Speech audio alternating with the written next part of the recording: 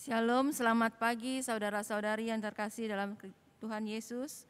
Warta Lisan Gereja Kristen Indonesia Minggu 15 November 2020.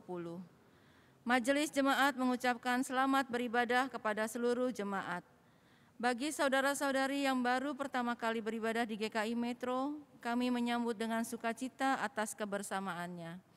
Apabila saudara-saudari belum mempunyai tempat ibadah yang tetap, Majelis Jemaat mengundang untuk beribadah bersama-sama dan mengikuti berbagai kegiatan gerejawi dengan kami. Untuk layanan lebih lanjut, dapat menghubungi Majelis Jemaat atau Sekretariat Gereja. Pada hari ini, Minggu 15 November 2020, pelayan firman dilayani oleh Pendeta Theo Paulus Situmorang. Majelis Jemaat mengucapkan selamat melayani. Masa Raya Advent. Sebentar lagi kita memasuki masa Raya Advent dan Natal. Masa ini akan dilangsungkan dalam keadaan terbatas dan dibatasi akibat pandemi COVID-19 yang belum berakhir.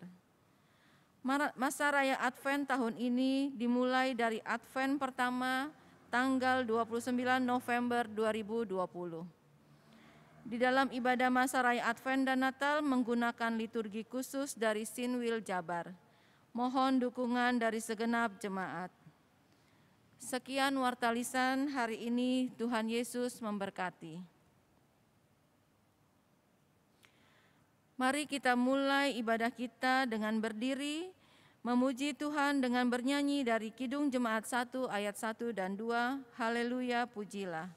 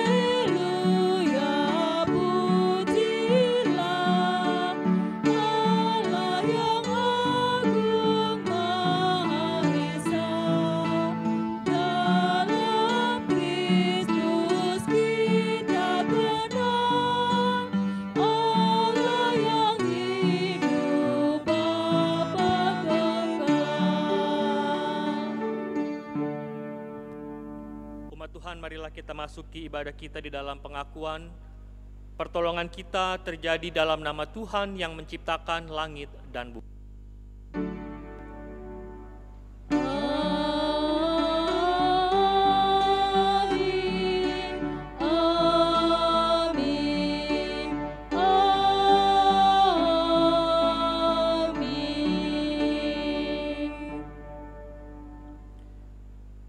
Kasih karunia dari Allah Bapa, Anak, dan Roh Kudus beserta saudara sekalian.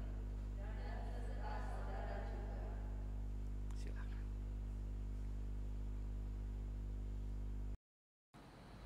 Tema minggu ini, hamba yang dipercaya. Perumpamaan tentang talenta mengingatkan kita dalam kehidupan dan pelayanan sebagai orang-orang beriman, para murid Kristus, kita diharapkan menjadi hamba yang dipercaya. Talenta melambangkan semua kemampuan, semua sumber daya, semua waktu, kesempatan yang Tuhan anugerahkan kepada kita, agar dengannya kita bisa mengabdi kepadanya. Dan dengan segala talenta, kemampuan, waktu, sumber daya, diharapkan kita bisa menjadi berkat bagi banyak orang. Melalui perumpamaan talenta, kita juga diajak untuk melihat bahwa sebagai seorang hamba, sepatutnya kita tak hanya memprioritaskan kehidupan kita saja, namun juga semestinya melaksanakan tugas dan tanggung jawab melayani Tuhan juga harusnya menjadi hal yang utama. Sehingga ketika Sang Tuhan datang, Ia mendapati kita, para hambanya, sebagai seorang yang tekun mengerjakan keselamatan, tekun dalam pengabdian, menjadi hamba yang setia, hamba yang dapat dipercaya.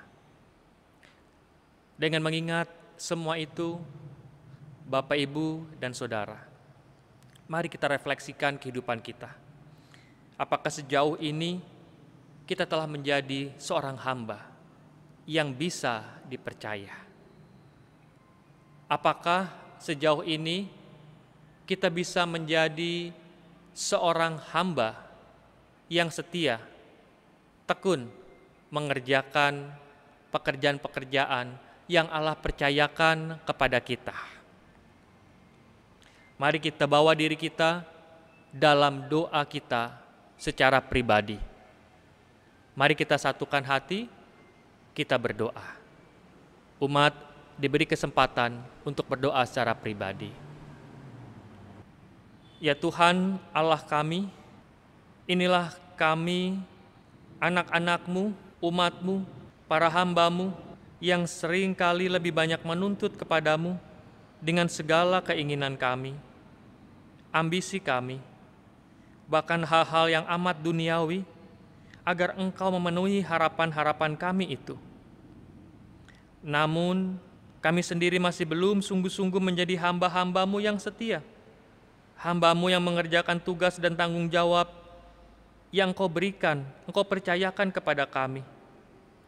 Kami memiliki banyak alasan untuk mengelak, mengerjakan bagian tugas-tugas kami, sehingga kami belum sepenuhnya dapat mensyukuri panggilan-Mu.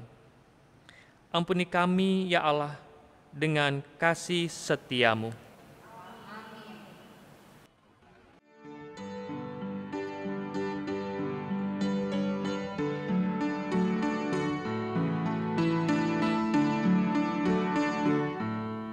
Jadilah Tuhan kehendak-Mu, Kaulah perjunan hutanannya. Bentuklah aku sesuka-Mu, dan ku nantikan dan berserah.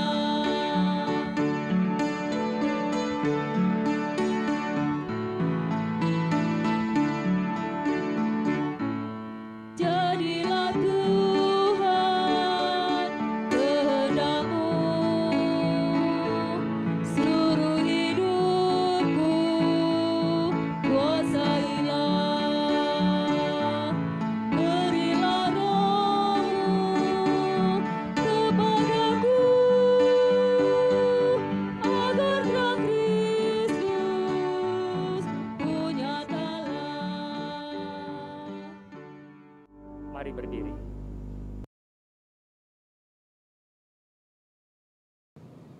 Dalam segala pelanggaran dan kesalahan manusia, Allah menyatakan pengampunan melalui Yoel pasal 2 ayat 12 sampai 13 demikian. Tetapi sekarang juga, demikianlah firman Tuhan, berbaliklah kepadaku dengan segenap hatimu, dengan berpuasa, dengan menangis, dan dengan mengaduh. Koyakanlah hatimu dan jangan pakaianmu. Berbaliklah kepada Tuhan Allahmu, sebab Ia pengasih dan penyayang, panjang sabar dan berlimpah kasih setia, dan Ia menyesal karena hukumannya. Demikianlah berita anugerah dari Tuhan. Syukur kepada Allah Damai Tuhan besertamu. dan besertamu juga.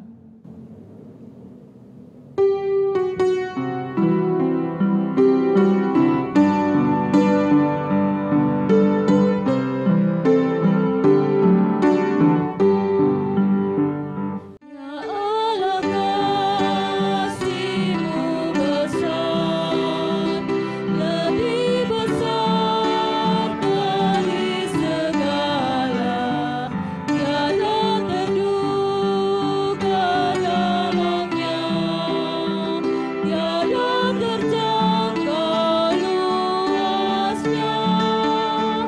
Ya Yesus, kasih-Mu besar, lebih besar dari segala, hidup kekal Engkau beri, dan aku hidup berseri. Dalam doa aku bersyukur atas limpah kasih-Mu. Ajar aku mengasihi-Mu dan sesama manusia.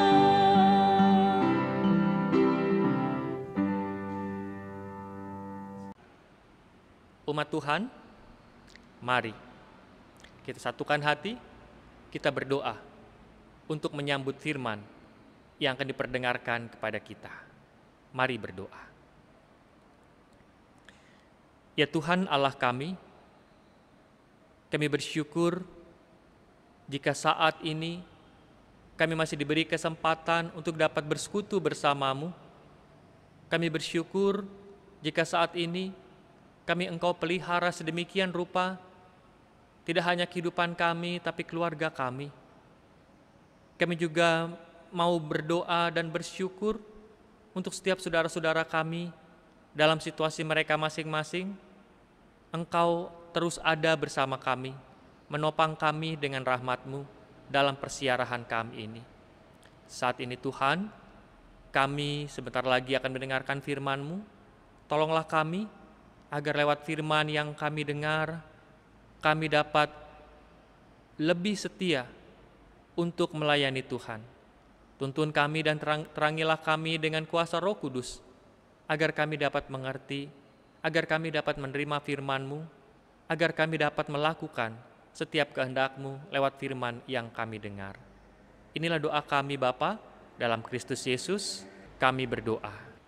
Bacaan kedua diambil dari kitab 1 Tesalonika 5 ayat 1 sampai 11. 1 Tesalonika 5 ayat 1 sampai 11. Tetapi tentang zaman dan masa saudara-saudara tidak perlu dituliskan kepadamu, karena kamu sendiri tahu benar-benar bahwa hari Tuhan datang seperti pencuri pada malam. Apabila mereka mengatakan semuanya damai dan aman, maka tiba-tiba mereka ditimpa oleh kebinasaan seperti seorang perempuan yang hamil ditimpa oleh sakit bersalin. Mereka pasti tidak akan luput. Tetapi kamu saudara-saudara, kamu tidak hidup di dalam kegelapan, sehingga hari itu tiba-tiba mendatangi kamu seperti pencuri. Karena kamu semua adalah anak-anak terang dan anak-anak siang. Kita bukanlah orang-orang malam atau orang-orang kegelapan. Sebab itu, baiklah jangan kita tidur seperti orang-orang lain, tetapi berjaga-jaga dan sadar. Sebab mereka yang tidur, tidur waktu malam, dan mereka yang mabuk, mabuk waktu malam. Tetapi kita yang adalah orang-orang siang, baiklah kita sadar, berbaju riah jirahkan iman dan kasih, dan berketopongkan pengharapan keselamatan. Karena Allah tidak menetapkan kita untuk ditimpa murka, tetapi untuk beroleh keselamatan oleh Yesus Kristus Tuhan kita, yang sudah mati untuk kita, supaya entah kita berjaga-jaga, entah kita tidur, kita hidup bersama-sama dengan Dia. Karena itu, nasihatilah seorang akan yang lain, dan saling membangunlah kamu seperti yang memang kamu lakukan. Demikianlah sabda Tuhan. Syukur kepada Allah.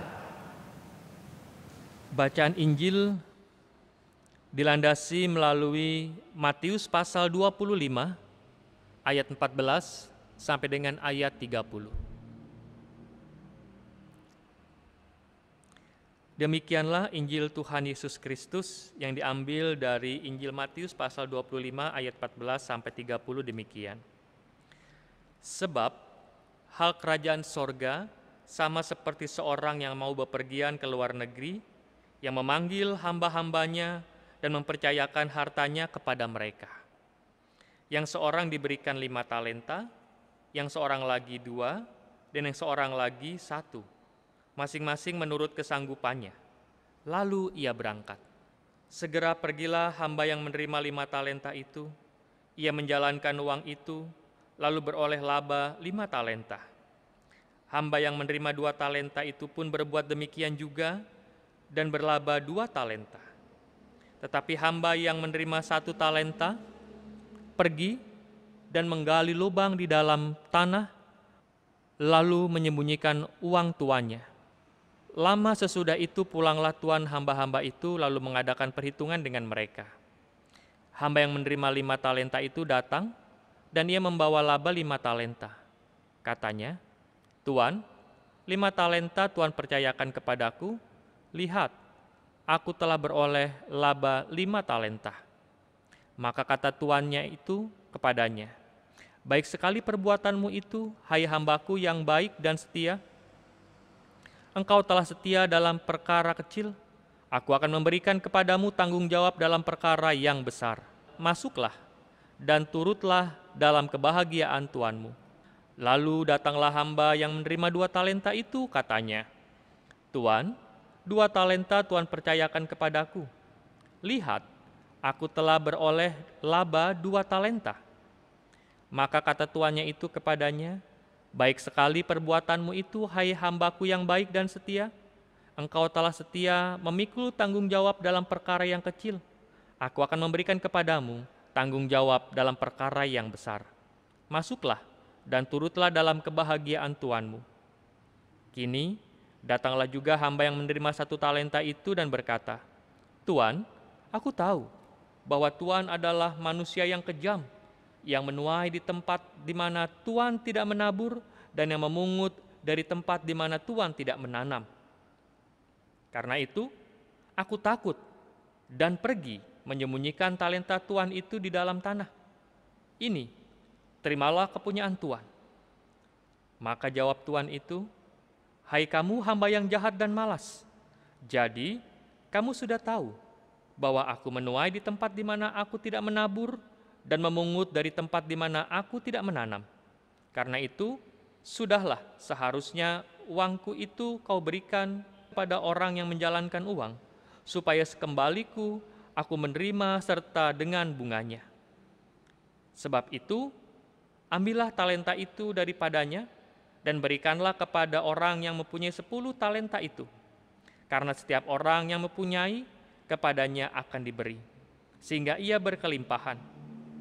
Tetapi siapa yang tidak mempunyai apapun juga yang ada padanya akan diambil daripadanya. Dan campakkanlah hamba yang tidak berguna itu ke dalam kegelapan yang paling gelap.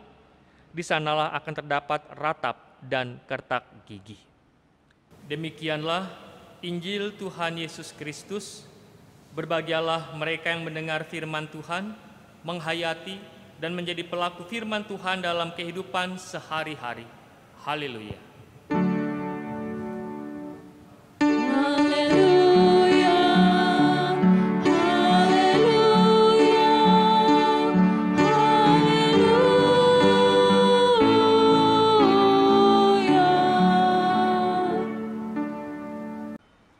Shalom, Bapak Ibu dan Saudara yang dikasihi oleh Tuhan. Kita bertemu kembali dalam ibadah online GKI Metro. Bapak Ibu, mari kita bersama-sama belajar lewat firman Tuhan yang telah kita dengar bersama-sama tadi. Kita juga merenungkan apa yang mau Tuhan sampaikan lewat tema khotbah hari ini, hamba yang dipercaya. Bapak Ibu, seperti di awal tadi dikatakan, perumpamaan tentang talenta tak hanya berbicara soal kemampuan, waktu, sumber daya yang diberikan atau dianugerahkan Allah kepada kita, tapi juga berbicara tentang tanggung jawab yang Tuhan percayakan kepada kita, para hambanya. Perumpamaan talenta ini mengingatkan saya juga tentang sebuah kisah nyata, kisah si pemilik modal yang memiliki harapan untuk memberdayakan perekonomian di sebuah tempat. Ia mengajak 2 orang rekannya untuk mengerjakan proyek uji coba ini. Orang pertama, dia punya kemampuan. Dia hobi atau suka memelihara hewan. Dia juga punya pengalaman bekerja di sebuah perusahaan tambak besar, tambak ikan yang cukup besar. Orang kedua, dia memiliki modal dalam arti dia punya di belakang rumahnya sebuah kolam yang cukup besar. Sebelumnya kolam itu dari rawa yang dibentuknya menjadi kolam ikan. Dia pernah beberapa kali mencoba memelihara ikan, dalam arti untuk mendapatkan hasilnya. Namun hal yang dikerjakannya ini gagal. Singkat cerita, si pemilik modal bersama 2 rekannya ini mengerjakan suatu proyek itu. Harapannya kalau 2 orang ini berhasil, proyek yang dikerjakan sama-sama ini akan terus dikembangkan untuk menjadi sebuah percontohan yang hasilnya atau bentuknya atau cara kerjanya bisa diikuti oleh orang-orang yang ada di sekitarnya. Si orang pertama, dia sangat rajin untuk memperhatikan pertumbuhan ikan-ikan ini. Benih-benih ikan ini dia perhatikan. Dia memberi makan setiap hari, pagi dan sore. Dia memperhatikan pertumbuhannya, berapa waktu sekali, apakah sesuai dengan yang diharapkan. Dia menjaga keamanan bibit-bibit ikan ini, baik dari predator atau para hewan-hewan pemangsa lain, juga dari orang-orang yang bisa saja mencuri di kolam itu. Karena memang kawasan itu bisa dikatakan tingkat ekonominya rendah. Maka, setiap malam dia selalu menjaga kolam itu dan pulang ke rumah ketika waktu hampir subuh. Sedangkan orang kedua, dia bermalas-malasan. Dia tidak pernah memberi makan ikan itu meskipun di belakang rumahnya dengan berbagai alasan. Dia juga berbuat curang. Dia sering mengambil ikan-ikan itu yang ukurannya mulai besar tanpa sepengetahuan si pemilik modal dan rekan kerja orang pertama. Singkat cerita, proyek pertama ini gagal. Namun si pemilik modal tahu di mana letak kegagalannya. Maka si pemilik modal memanggil orang pertama secara pribadi. Dia mengatakan, "Saya kagum padamu. Engkau begitu tekun mengerjakan ini. Engkau setia menjaga ikan-ikan itu. Engkau begitu bertanggung jawab. Maka saya mau bertanya padamu, kira-kira di halaman rumahmu ini, berapa yang mampu kamu buat kolam?" Bapak Ibu, kalau sebelumnya kolam itu di sebuah rawa, maka di halaman rumah ini si pemilik modal membuat kolam yang sederhana karena uji coba dari kolam terpal. Bentuknya seperti apa, agak sulit menjelaskan di sini, ya, tapi singkat cerita dibuatlah kolam buatan dengan terpal. Seorang pertama menjawab, "Seberapa yang Bapak percayakan ya Saya berusaha untuk merawatnya. Maka kata si pemilik modal, sekarang buat kolam-kolam terpal itu, isi dengan air, lalu ambil ikan-ikan di kolam sana itu dan pindahkan ke kolam di halaman rumahmu ini. Si orang pertama ini tak hanya sibuk mengurus ikan-ikan yang ada di kolamnya yang dipercayakan si pemilik modal kepadanya, namun dia benar-benar menggunakan talentanya, kemampuannya, sumber dayanya, pengalamannya untuk juga membantu orang-orang lain di sekitarnya yang dianggapnya betul-betul serius mau mengembangkan hal yang sama. Dia memberikan penyuluhan, dia mendampingi, dan dia juga siap jika diminta untuk membantu mencarikan bibit-bibit ikan yang baik. Dengan adanya beberapa perkembangan di daerah itu, dengan proyek-proyek kolam ikan sederhana, tempat itu yang sebelumnya tidak dilirik oleh pemerintah setempat, kini mendapat perhatian. Kemudian pemerintah setempat pun mulai mengirimkan orang-orang di Dinas Perikanan untuk melihat lebih jauh perkembangan-perkembangan yang ada di tempat tersebut. Nah, Bapak, Ibu, dan Saudara, umumnya orang akan menyenangi orang-orang yang memiliki karakter atau kepribadian yang baik, yang jujur, yang tekun, dan bertanggung jawab. Orang-orang seperti inilah yang biasanya mendapatkan anugerah kepercayaan dari orang lain. Dalam bacaan Injil hari ini, Tuhan Yesus menyampaikan perumpamaan talenta yang dipercayakan kepada 3 orang hambanya. 2 hamba yang bisa dipercaya, 2 hamba yang tekun mengerjakan apa yang dipercayakan kepadanya, sehingga ada yang menerima 5 menjadi 10, yang menerima 2 menjadi 4. Namun ada 1 hamba yang tak bisa diandalkan. Bahkan ia berprasangka buruk pada tuannya. Sehingga apa yang dipercayakan kepada tuannya ini, yang 1 talenta itu, justru malah dipendamnya dalam tanah. Bapak, Ibu, dan Saudara, sang tuan memuji hamba-hambanya yang tekun mengerjakan tanggung jawabnya. Sang tuan menyebutnya hamba yang baik dan setia. Dan mereka tidak hanya memperoleh hasil dari apa yang dikerjakannya, tapi juga para hamba yang setia ini dalam Injil hari ini diceritakan bagaimana ia dapat menikmati kebahagiaan bersama tuannya. Ketika sang tuan menyebut para hamba yang baik dan setia, kata setia yang dipakai dalam bacaan ini, yang digunakan sang tuan untuk menyebut kepada hambanya yang baik dan setia itu, dipakai kata pistos untuk kata setia. Pistos diterjemahkan dengan dapat dipercaya atau dapat diandalkan.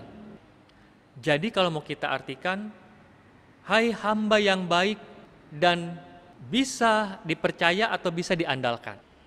Talenta yang dibicarakan di sini, yang dimaksud di sini, talenta bukan hanya berbicara soal kemampuan atau sumber daya yang Tuhan percayakan kepada kita, namun juga seperti di awal tadi juga dikatakan, berbicara tentang talenta, berbicara tentang kemampuan, kesempatan, atau bisa kita katakan kairos yang Tuhan sediakan agar semuanya itu dapat digunakan sebaik-baiknya, sebijaksana mungkin, agar dari talenta ini bisa berguna, tidak hanya untuk kebahagiaan tuannya, tapi yang lebih utama adalah untuk pengembangan diri para hambanya.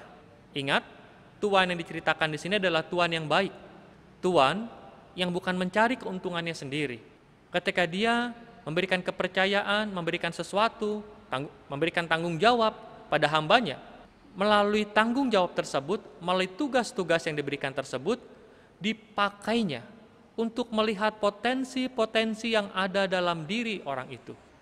Melalui tugas dan tanggung jawab yang dipercayakan, dipakainya untuk menjadi alat agar orang yang mengerjakannya dapat bertumbuh, dapat mengembangkan diri, dan dapat berguna untuk kehidupannya kelak di kemudian hari. Setiap orang diberikan menurut kemampuannya. Allah atau Sang Tuhan dalam perumpamaan ini bukan pertama-tama mengharapkan hasilnya, tapi Sang Tuhan memperhatikan bagaimana proses para hambanya ini mengerjakan tugas dan tanggung jawabnya. Sang Tuhan tidak memberikan target. Sang Tuhan hanya mengatakan, "Hai hambaku yang setia, aku mempercayakan 5 talenta kepadamu. Hai hamba, aku mempercayakan 2 talenta kepadamu. Dan kau hambaku, aku mempercayakan 1 talenta kepadamu." Sang Tuhan dalam bacaan Injil ini tidak memberi target pencapaian. Artinya apa? Artinya Sang Tuhan tidak membebani para hamba-hambanya untuk mencapai sesuatu seperti yang Dia inginkan tanpa memperhatikan kemampuan para hambanya. Dengan memberikan talenta yang berbeda, Dia berbuat bijaksana, bukan tidak adil. Dia memberikan sesuai dengan kemampuan-kemampuannya. Kembali yang dilihat adalah bagaimana proses sang hamba mengerjakan tanggung jawabnya. Karena itu lihatlah pada hamba yang ketiga yang dipercayakan 1 talenta, namun sang hamba berprasangka buruk. Sang hamba berprasangka Sang Tuhan begitu curang. Dia ingin enaknya sendiri, tidak mau capek-capek, hanya mau hasilnya. Dia menyerahkan pekerjaan untuk mengembangkan itu pada orang lain. Bapak, Ibu, dan Saudara, berprasangka buruk bisa juga terjadi pada orang-orang percaya. Ada berapa banyak orang yang ketakutan mengerjakan kebenaran karena takut kalau tidak berbuat benar bisa masuk neraka. Ada berapa banyak orang memandang Tuhan itu kejam, Tuhan itu menakutkan, sehingga ketika dia melakukan sesuatu yang menggerakkannya bukan karena rasa syukur, bukan karena rasa kasih, tetapi karena prasangka buruk.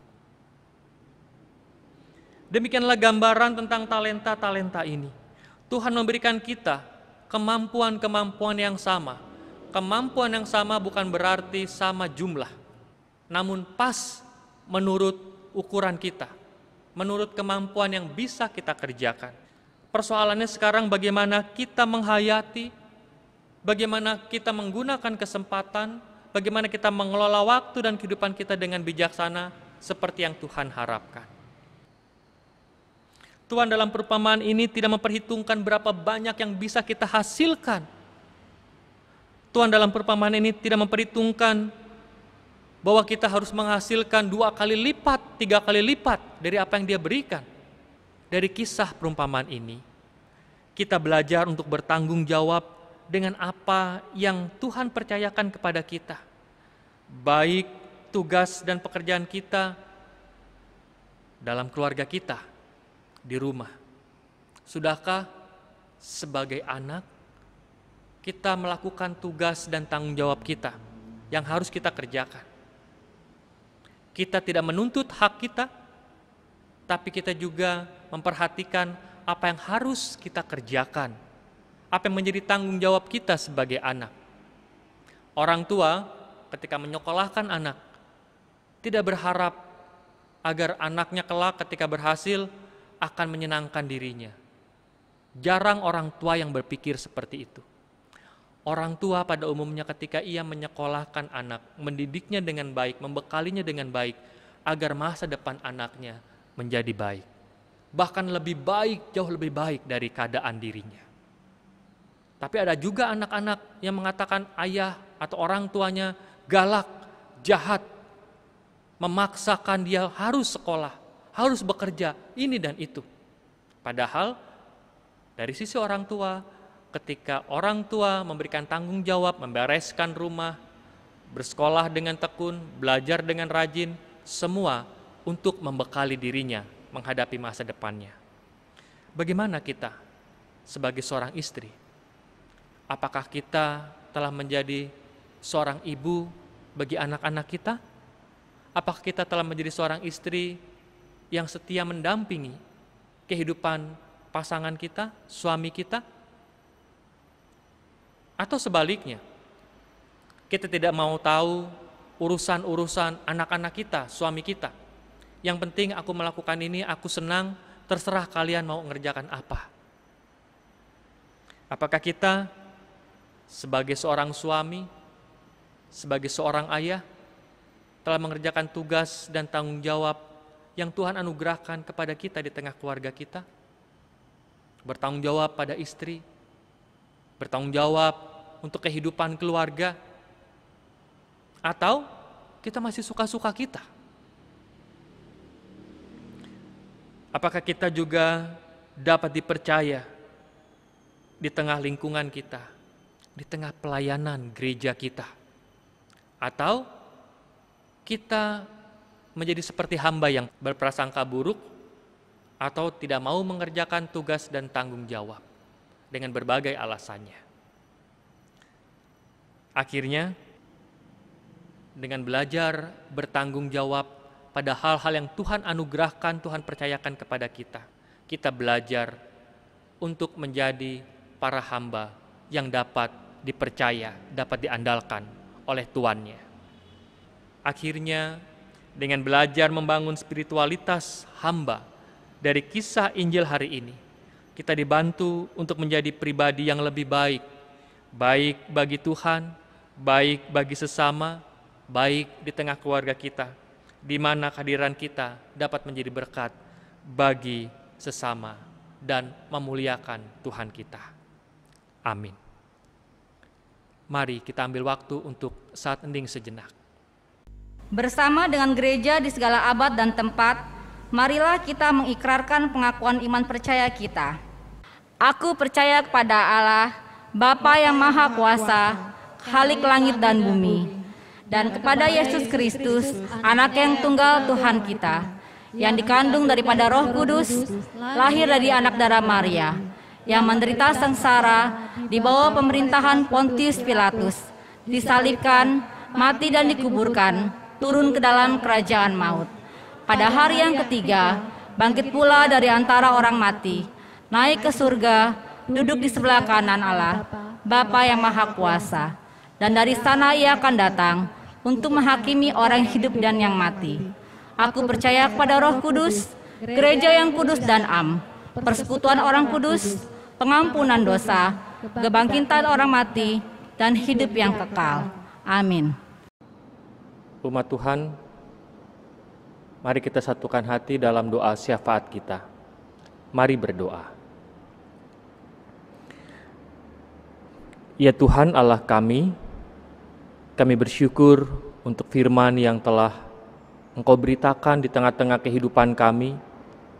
Kami bersyukur untuk firman yang mengingatkan kami bahwa kami sebagai para pengikut Kristus, kami juga adalah para hamba yang senantiasa telah Engkau anugerahi begitu banyak talenta, kesempatan, juga sarana-sarana agar kami dapat mencapai rencana indah yang telah Engkau rancangkan dalam kehidupan setiap kami.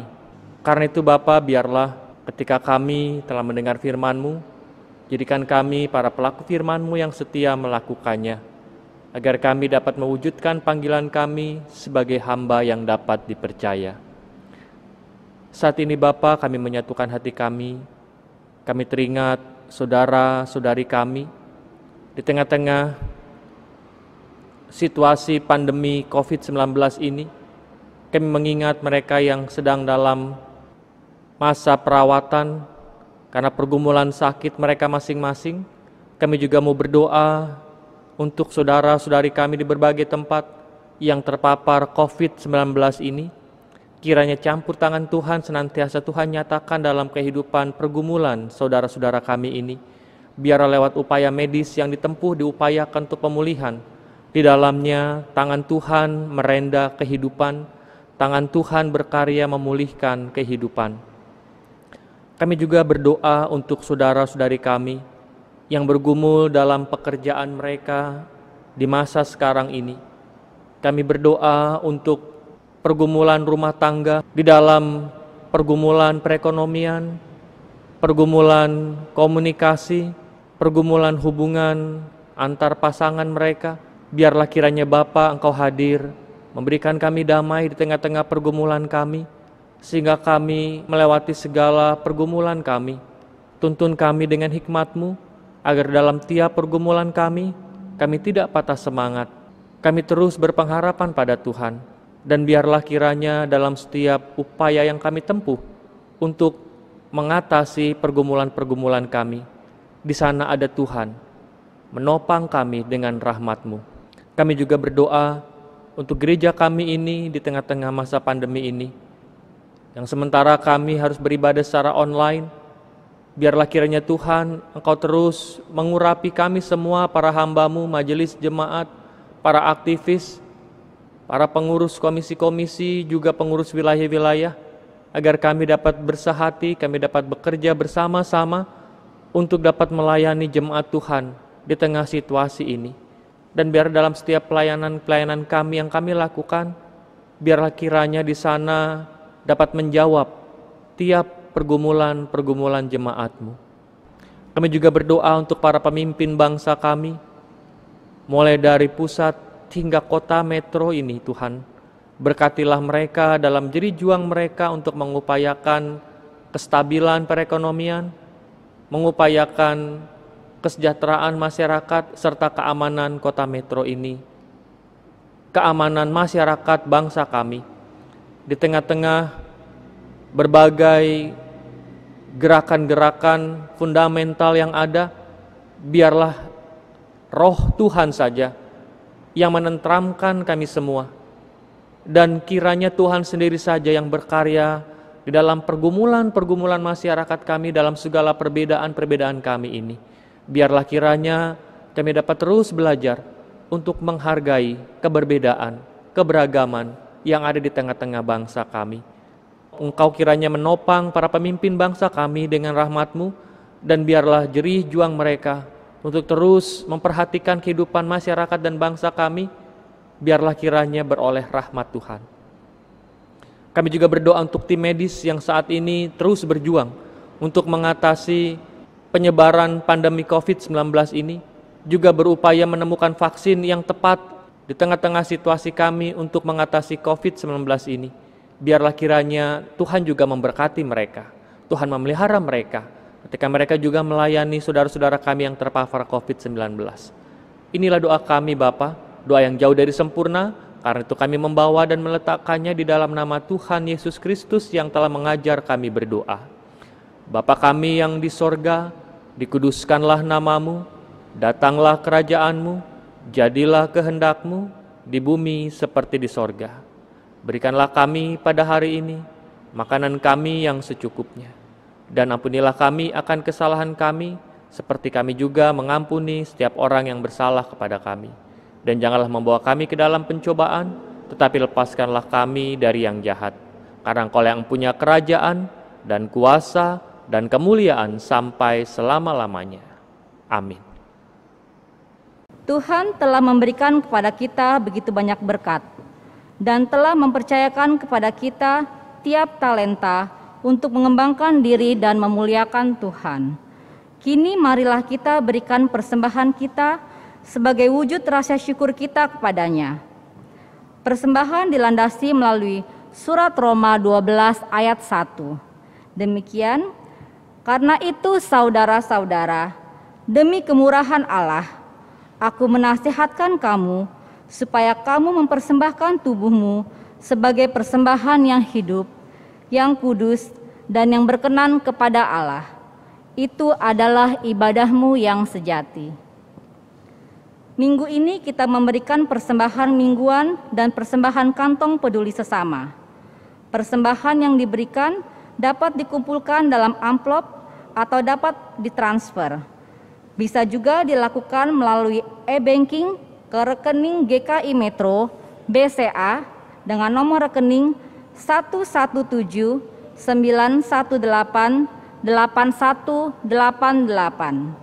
dan bisa juga melalui aplikasi QRIS yang ditransfer melalui OVO, GoPay, dan lain-lain dengan barcode yang terdapat dalam warta jemaat.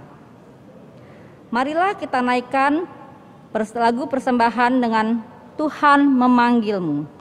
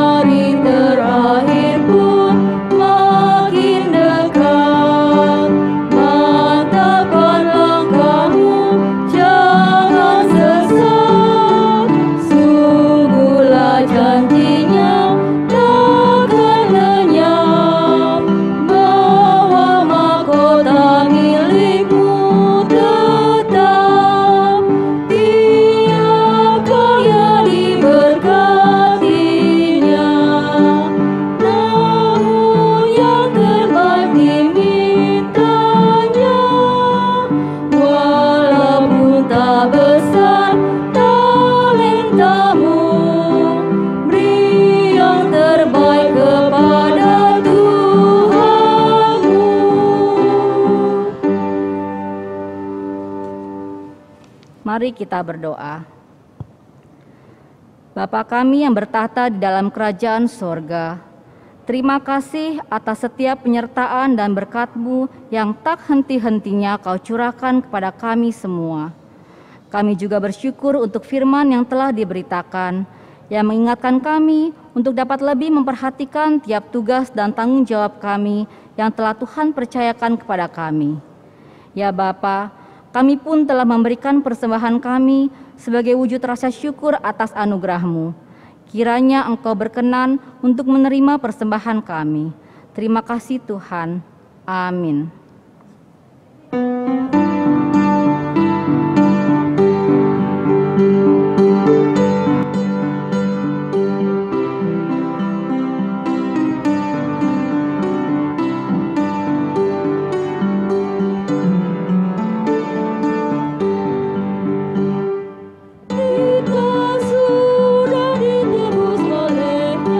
Inilah yang dilakukan Kristus.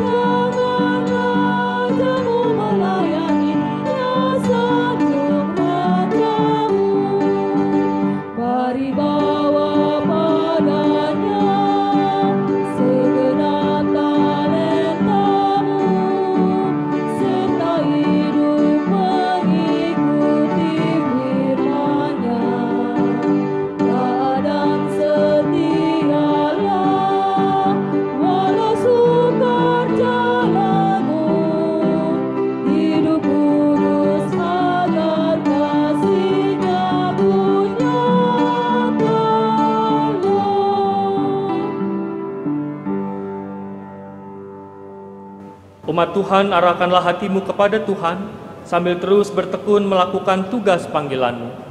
Kami mengarahkan hati kami kepada Tuhan. Jadilah saksi Kristus dengan menjadi hamba yang setia. Syukur kepada Allah, Terpujilah Tuhan. kini dan selamanya. Kini kembalilah dalam kehidupan saudara-saudara sekalian sambil terimalah berkat Tuhan. Tuhan memberkati engkau dan melindungi engkau. Tuhan menyinari engkau dengan wajah-Nya dan memberi engkau kasih karunia. Tuhan menghadapkan wajah-Nya kepadamu dan memberi engkau damai sejahtera. Amin.